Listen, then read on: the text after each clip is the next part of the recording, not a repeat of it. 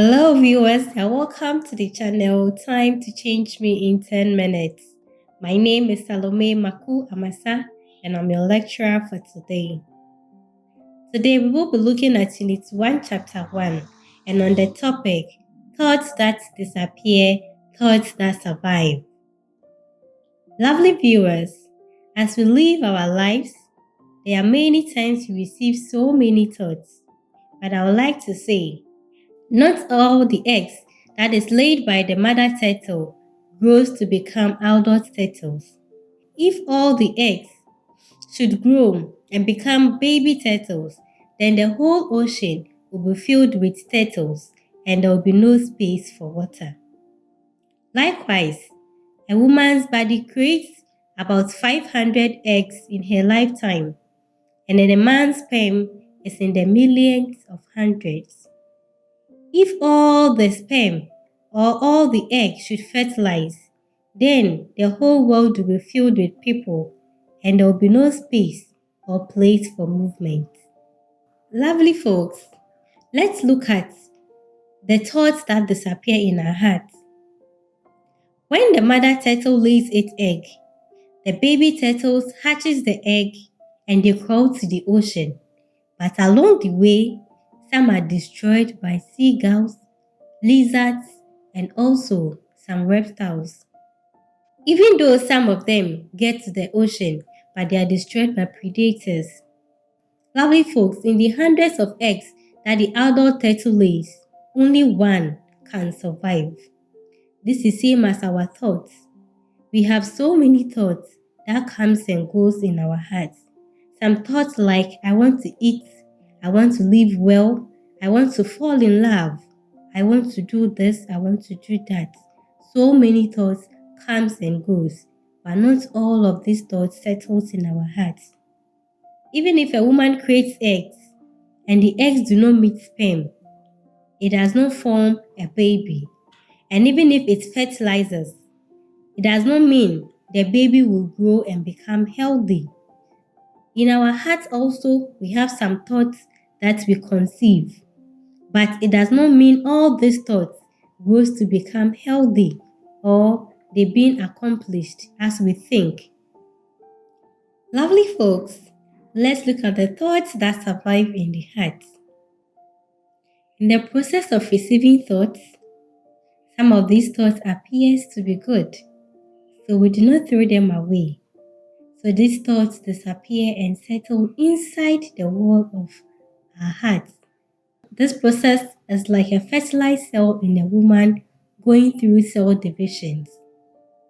Likewise, the thoughts that settle in our hearts grows to become refined. Yet, there is a chance for aborting all this. But after going through difficulties and pain, and after time passes by, the child occupies a bigger portion in the womb, and it's difficult for the mother to hide her bump. This is the same way when we conceive a thought and the thought settles inside our hearts. It grows and continuously it grows and it fills a bigger portion in our hearts. Then it manifests itself into actions. I want us to look at the story on the screen. Two monks who crossed the creek. One day, two monks came out from a temple, going to the other city to take offerings. Along the way, they came across a creek.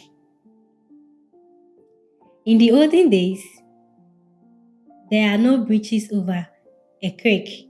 So when you have to cross the creek, you have to pull up your pants in order for you to cross.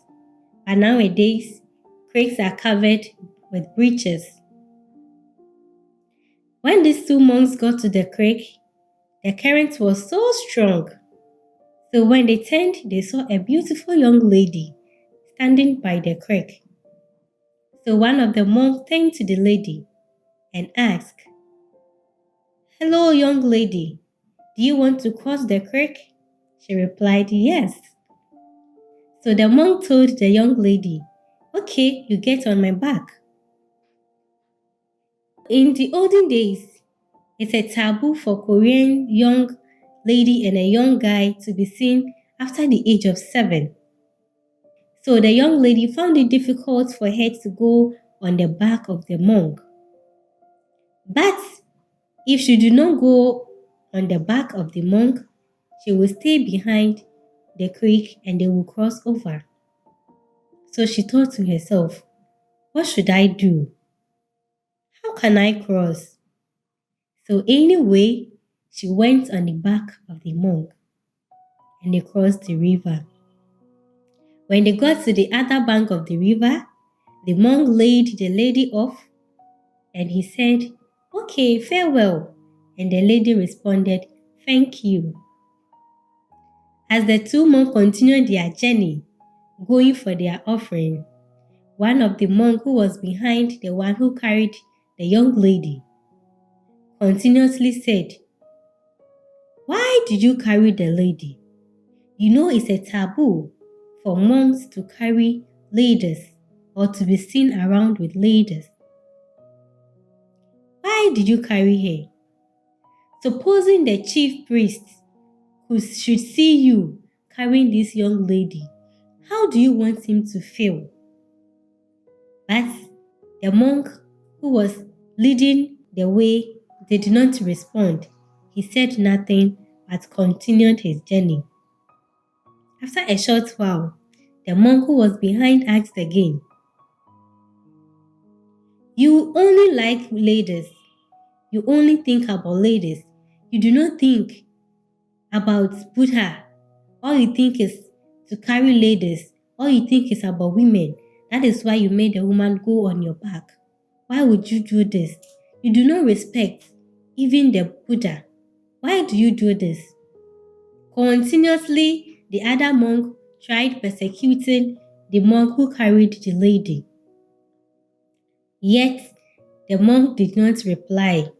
He did not mind, but still continued his journey. After a while, he came out again. What if the town people should see you carrying this young lady? What do you want them to think about we monks? Then they will say, all monks are same. All they know is to carry women at their back. Why did you carry the woman at your back? You know, this is not our way of doing things. Continuously, this second monk continuously rebuked and said so many things to the first monk. Now, after so many persecution, the first monk turned to the other monk. Why do you still keep asking me about the young lady? I already laid her off at the bank of the river. Why do you still kept thinking and talking about this young lady? I already left her at the bank of the river, but you are still carrying her in your heart. Why do you still have these thoughts in your heart? All I did is to carry a lady, but I laid her off, but you are still having the thought of the lady in your heart. Lovely folks, when we look at this story is about a thought that survives in the heart. With the first monk, even though it was a taboo for him to carry a lady, but he only felt I was giving her a hand. I was giving her a help. But the second monk, all he thought about is it's a taboo. I don't have to. I don't do this. I want to do this. So continuously, he kept the thoughts in his heart, and the thought was growing and growing in his heart. So finally, he had to speak out and give out actions. This is likewise the thoughts we conceive in our hearts.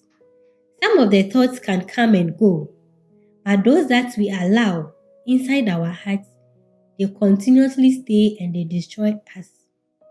At the end, they manifest into actions.